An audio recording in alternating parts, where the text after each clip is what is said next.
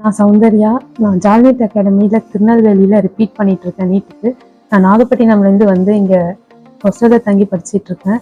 நான் இங்கே வந்த புதுசில் இங்கே எப்படி இருக்குமோன்னு ரொம்ப பயந்தேன். ஆனால் நான் நினச்சதை விடவே இங்கே நல்லா இருந்தது. வந்ததுலேருந்து இப்போ வரைக்கும் பார்க்குறது எல்லாருக்குமே அவங்க தனித்தனியாக கொடுக்குற இண்டிவிஜுவல் கேர், எல்லாரையுமே ஈக்குவலாக ட்ரீட் பண்ணுவாங்க. படித்தாலும் சரி படிக்கலைனாலும் சரி அவங்கவுங்களுக்கு என்ன வருமோ அதை கொடுத்து ஈக்குவலாக ட்ரீட் பண்ணுவாங்க.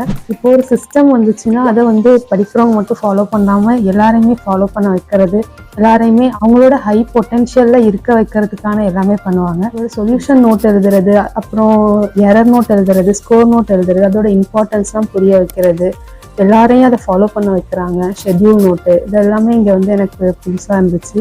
எக்ஸாமில் மார்க் வரைஞ்சிதுன்னா கூப்பிட்டு பேசுறது, ஸ்ட்ரெஸ்ஸாக இருந்தால் கூப்பிட்டு பேசுறது, இப்படி பண்ணுங்க அப்படி பண்ணுங்கன்னு கைட் பண்ணுறது. நம்ம ஸ்ட்ரெஸ்ஸாக இருக்கோன்னு எப்போ போய் பேசினாலுமே நம்மளுக்கான கேர் கொடுத்து பேசி நம்மளை அந்த ஸ்ட்ரெஸ்லேருந்து ரிலாக்ஸ் பண்ண வைப்பாங்க.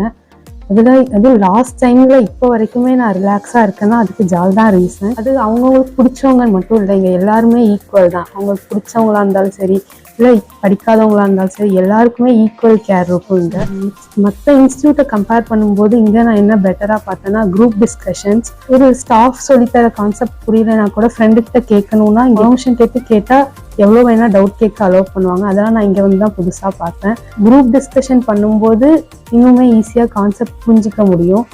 அப்படி பண்ணும்போது ரொம்ப கீழே இருக்கவங்களும் அது கொஞ்சம் கொஞ்சமாக கற்றுக்கிட்டு மேலே வருவாங்க.